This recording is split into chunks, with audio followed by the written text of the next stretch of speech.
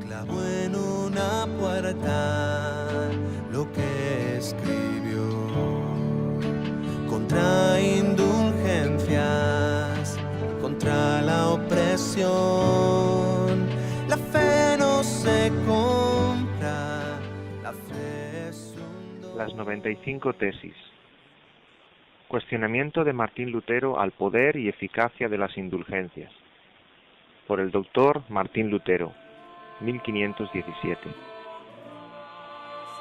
Por amor a la verdad y en el afán de sacarla a la luz, se discutirán en Wittenberg las siguientes proposiciones bajo la presidencia del reverendo padre Martín Lutero, maestro en artes y en Sagrada Escritura y profesor ordinario de esta última disciplina en esa localidad. Por tal razón, ruega que los que no puedan estar presentes y debatir oralmente con nosotros, lo hagan, aunque ausentes, por escrito, en el nombre de nuestro Señor Jesucristo. Amén. 1. Cuando nuestro Señor y Maestro Jesucristo dijo, haced penitencia, ha querido que toda la vida de los creyentes fuera penitencia. 2. Este término no puede entenderse en el sentido de la penitencia sacramental, es decir, de aquella relacionada con la confesión y satisfacción, que se celebra por el ministerio de los sacerdotes. 3. Sin embargo, el vocablo no apunta solamente a una penitencia interior, antes bien, una penitencia interna es nula si no obra exteriormente diversas mortificaciones de la carne. 4. En consecuencia, subsiste la pena mientras perdura el odio al propio yo, es decir, la verdadera penitencia interior, lo que significa que ella continúa hasta la entrada en el reino de los cielos. 5. El Papa no quiere ni puede remitir culpa alguna, salvo aquella que él ha impuesto, sea por su arbitrio, sea por conformidad a los cánones. 6. El Papa no puede remitir culpa alguna, sino declarando y testimoniando que ha sido remitida por Dios, o remitiéndola con certeza en los casos que se ha reservado. Si estos fuesen menospreciados, la culpa subsistirá íntegramente. 7. De ningún modo Dios remite la culpa a nadie, sin que al mismo tiempo lo humille y lo someta en todas las cosas al sacerdote, su vicario. 8. Los cánones penitenciales han sido impuestos únicamente a los vivientes y nada debe ser impuesto a los moribundos basándose en los cánones. 9. Por ello, el Espíritu Santo nos beneficia en la persona del Papa, quien en sus decretos siempre hace una excepción en caso de muerte y de necesidad. 10. Mal y torpemente proceden los sacerdotes que reservan a los moribundos penas canónicas en el purgatorio. 11. Esta cizaña, cual la de transformar la pena canónica en pena para el purgatorio, parece por cierto haber sido sembrada mientras los obispos dormían. 12.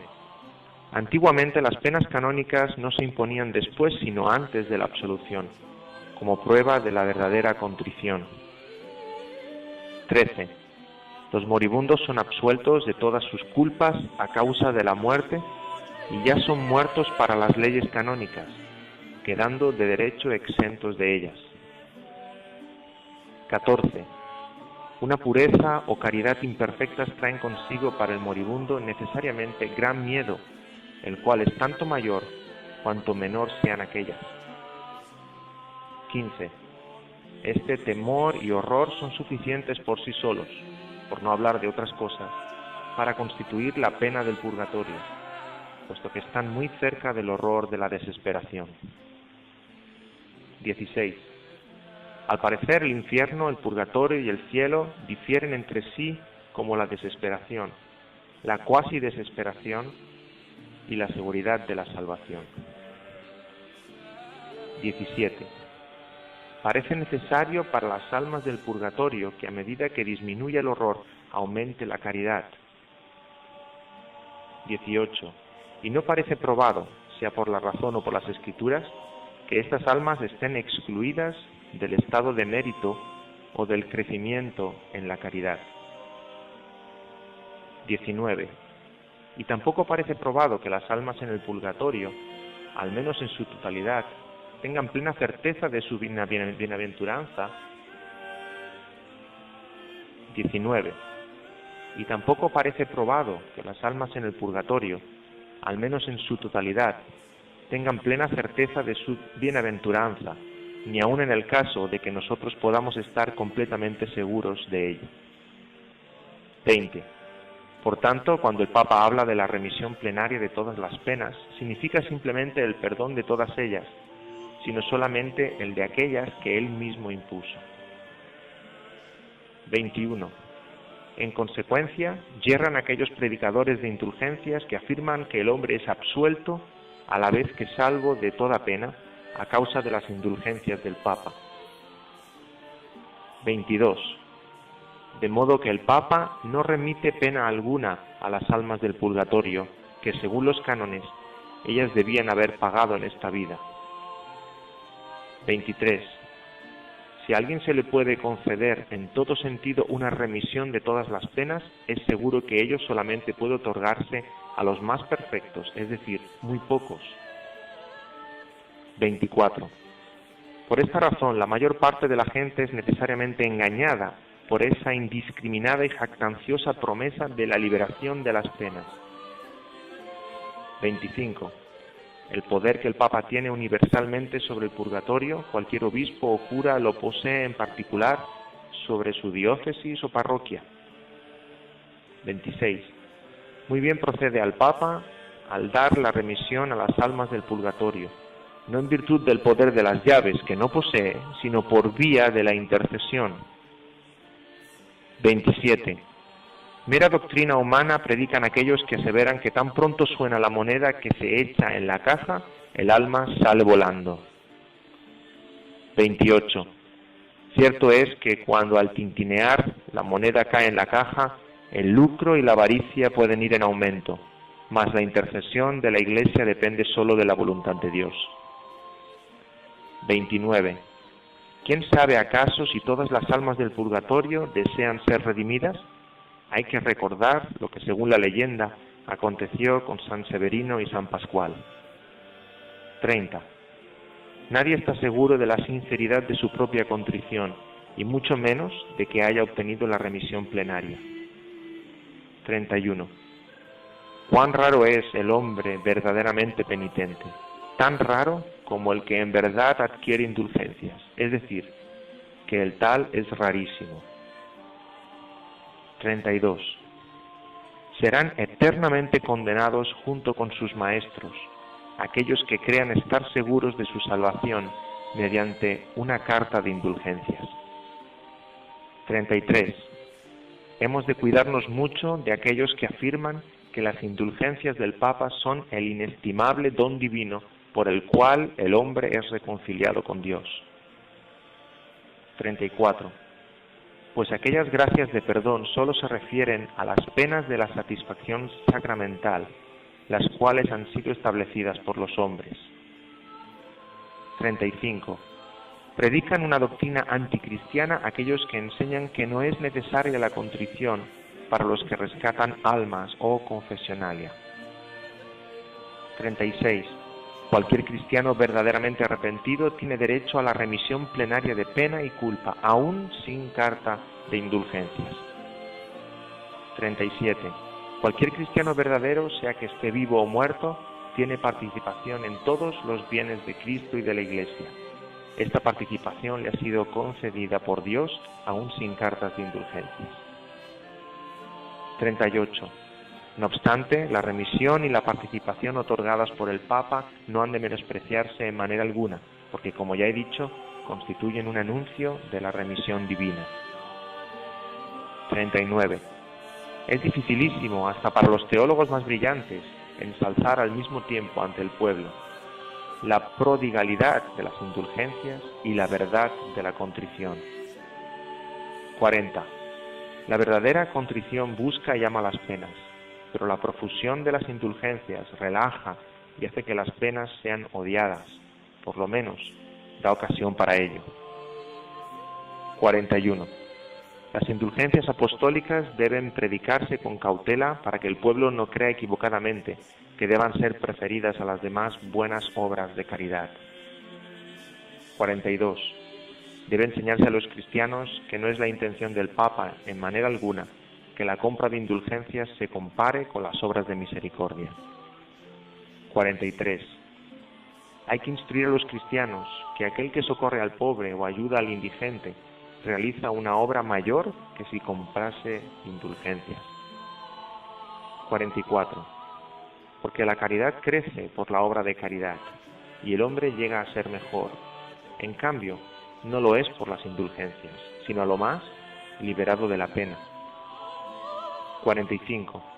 Debe enseñarse a los cristianos que el que vea a un indigente y sin prestarle atención da su dinero para comprar indulgencias, lo que obtiene en verdad no son las indulgencias papales, sino la indignación de Dios. 46. Debe enseñarse a los cristianos que, si no son colmados de bienes superfluos, están obligados a retener lo necesario para su casa y de ningún modo derrocharlo en indulgencias.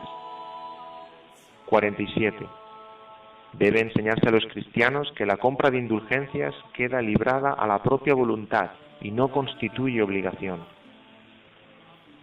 48. Se debe enseñar a los cristianos que al otorgar indulgencias, el Papa tanto más necesita cuanto desea una oración ferviente por su persona, antes que dinero en efectivo. 49. Hay que enseñar a los cristianos que las indulgencias papales son útiles si en ellas no ponen su confianza, pero muy nocivas si a causa de ellas pierden el temor de Dios. 50. Debe enseñarse a los cristianos que si el Papa conociera las exacciones de los predicadores de indulgencias, preferiría que la Basílica de San Pedro se redujese a cenizas antes que construirla con la piel, la carne y los huesos de sus ovejas. 51. Debe enseñarse a los cristianos que el Papa estaría dispuesto, como es su deber, a dar de su peculio a muchísimos de aquellos a los cuales los pregoneros de indulgencias sonsacaron el dinero, aun cuando para ello tuviera que vender la Basílica de San Pedro, si fuera menester. 52. Vana es la confianza en la salvación por medio de una carta de indulgencias, aunque el comisario y hasta el mismo Papa pusieran su misma alma como prenda. 53. Son enemigos de Cristo y del Papa los que, para predicar indulgencias, ordenan suspender por completo la predicación de la palabra de Dios en otras iglesias. 54. Oféndese a la palabra de Dios cuando en un mismo sermón se dedica tanto o más tiempo a las indulgencias que a ellas. 55. Ha de ser la intención del Papa que si las indulgencias, que muy poco significan, se celebran con una campana, una procesión y una ceremonia, el Evangelio, que es lo más importante, deba predicarse con 100 campanas, 100 procesiones y 100 ceremonias. 56. Los tesoros de la Iglesia, de donde el Papa distribuye las indulgencias, no son ni suficientemente mencionados ni conocidos entre el pueblo de Dios. 57. Que en todo caso no son temporales resulta evidente por el hecho de que muchos de los pregoneros no los derrochan, sino más bien los atesoran. 58. Tampoco son los méritos de Cristo y de los santos, porque estos siempre obran, sin la intervención del Papa, la gracia del hombre interior y la cruz, la muerte y el infierno del hombre exterior. 59. San Lorenzo dijo que los tesoros de la Iglesia eran los pobres, mas hablaba usando el término en el sentido de su época. 60. No hablamos exageradamente si afirmamos que las llaves de la Iglesia, donadas por el mérito de Cristo, constituyen ese tesoro. 61. Está claro, pues, que para la remisión de las penas y de los casos reservados basta con la sola potestad del Papa. 62. El verdadero tesoro de la Iglesia es el sacrosanto Evangelio, de la gloria y de la gracia de Dios. 63. Empero este tesoro es, con razón, muy odiado, puesto que hace que los primeros sean postreros. 64. En cambio, el tesoro de las indulgencias, con razón, es sumamente grato, porque hace que los postreros sean primeros. 65. Por ello, los tesoros del Evangelio son redes, con las cuales en otros tiempos se pescaban a hombres poseedores de bienes. 66. Los tesoros de las indulgencias son redes con las cuales ahora se pescan las riquezas de los hombres. 67. Respecto a las indulgencias que los predicadores pregonan con gracias máximas, se entiende que efectivamente lo son en cuanto proporcionan ganancias. 68. No obstante, son las gracias más pequeñas en comparación con la gracia de Dios y la piedad de la cruz. 69. Los obispos y curas están obligados a admitir con toda reverencia a los comisarios de las indulgencias apostólicas. 70. Pero tienen el deber aún más de vigilar con todos sus ojos y escuchar con todos sus oídos, para que esos hombres no prediquen sus propios ensueños en lugar de lo que el Papa les ha encomendado. 71. Quien habla contra la verdad de las indulgencias apostólicas sea anatema y maldito. 72. Mas quien se preocupa por los excesos y demasías verbales de los predicadores de indulgencias sea bendito. 73. Así como el Papa justamente fulmina excomunión contra los que maquinan algo, con cualquier artimaña de venta en perjuicio de las indulgencias. 74. Tanto más trata de condenar a los que bajo el pretexto de las indulgencias intrigan en perjuicio de la caridad y la verdad. 75. Es un disparate pensar que las indulgencias del Papa sean tan eficaces como para que puedan absolver, para hablar de algo imposible, a un hombre que haya violado a la Madre de Dios. 76. Decimos, por el contrario, que las indulgencias papales no pueden borrar el más leve de los pecados veniales, en concierne a la culpa. 77. Afirmar que si San Pedro fuese Papa hoy, no podría conceder mayores gracias, constituye una blasfemia contra San Pedro y el Papa. 78. Sostenemos, por el contrario, que el actual Papa, como cualquier otro, dispone de mayores gracias, a saber, el Evangelio, las virtudes espirituales, los dones de sanidad, etc., como se dice en 1 Corintios 1. 79. Es blasfemia aseverar que la cruz con las armas papales llamativamente erecta equivale a la cruz de Cristo. 80. Tendrán que rendir cuenta los obispos, curas y teólogos al permitir que charlas tales se propongan al pueblo. 81. Esta arbitraria predicación de indulgencias hace que, ni siquiera aún para personas cultas, resulte fácil salvar el respeto que se debe al Papa, frente a las calumnias o preguntas indudablemente sutiles de los laicos. 82. Por ejemplo, ¿por qué el Papa no vacía el purgatorio a causa de la Santísima Caridad y la muy apremiante necesidad de las almas? Lo cual sería la más justa de todas las razones si él redime un número infinito de almas a causa del muy miserable dinero para la construcción de la basílica, lo cual es un motivo completamente insignificante. 83. Del mismo modo, ¿por qué subsisten las misas y aniversarios por los difuntos y por qué el Papa no devuelve o permite retirar las fundaciones instituidas en beneficio de ellos, puesto que ya no es justo orar por los redimidos? 84. Del mismo modo, ¿qué es esta nueva piedad de Dios y del Papa, según la cual conceden al impío y enemigo de Dios, por medio del dinero, redimir un alma pía y amiga de Dios? ¿Y por qué no la redimen más bien a causa de la necesidad, por gratuita caridad hacia esa misma alma pía y amada? 85. Del mismo modo, ¿por qué los cánones penitenciales, que de hecho y por el desuso desde hace tiempo están abrogados y muertos como tales, se satisfacen no obstante hasta hoy por la concesión de indulgencias como si estuviesen en plena vigencia? 86. Del mismo modo, porque el Papa, cuya fortuna es hoy más abundante que la de los más opulentos ricos, no construye tan solo una basílica de San Pedro de su propio dinero, en lugar de hacerlo con el de los pobres creyentes. 87. Del mismo modo, ¿qué es lo que remite el Papa y qué participación concede a los que por una perfecta contrición tienen ya derecho a una remisión y participación plenarias? 88. Del mismo modo, ¿qué bien mayor podría hacerse a la Iglesia si el Papa, como lo hace ahora una vez, concediese estas remisiones y participaciones 100 veces por día a cualquiera de los creyentes? 89. Dado que el Papa, por medio de sus indulgencias, busca más la salvación de las almas que el dinero, ¿por qué suspende las cartas e indulgencias ya anteriormente concedidas, si son igualmente eficaces? 90. Reprimir estos sagaces argumentos de los laicos solo por la fuerza, sin desvirtuarlos con razones, significa exponer a la Iglesia y al Papa a la burla de sus enemigos y contribuir a la desdicha de los cristianos. 91.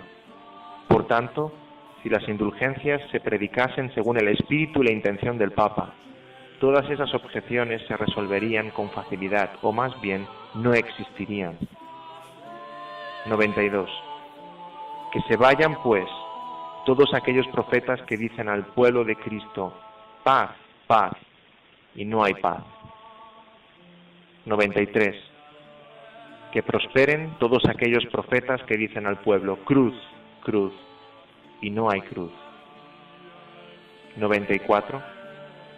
Es menester exhortar a los cristianos que se esfuercen por seguir a Cristo, su cabeza, a través de penas, muertes e infierno. 95. Y a confiar en que entrarán al cielo a través de muchas tribulaciones, antes que por la ilusoria seguridad de paz. Wittenberg, 31 de octubre de 1517. Martín Lutero. Aún quedan personas que creen como Él, que Dios nos perdona solo por la fe. Predican la gracia que hay en Jesús. Sino declarando y testimoniando que ha sido remitida por Dios, o remitiéndola con certeza en los casos que se ha reservado. Si estos fuesen menospreciados, la culpa subsistirá íntegramente. 7. De ningún modo Dios remite la culpa a nadie, sin que al mismo tiempo lo humille y lo someta en todas las cosas al sacerdote, su vicario. 8. Los cánones penitenciales han sido impuestos únicamente a los vivientes y nada debe ser impuesto a los moribundos basándose en los cánones. 9. Por ello, el Espíritu Santo nos beneficia en la persona del Papa. Clavó en una puerta lo que escribió contra indulgencias, contra la opresión. La fe no se compra, la fe es un don. Las 95 tesis.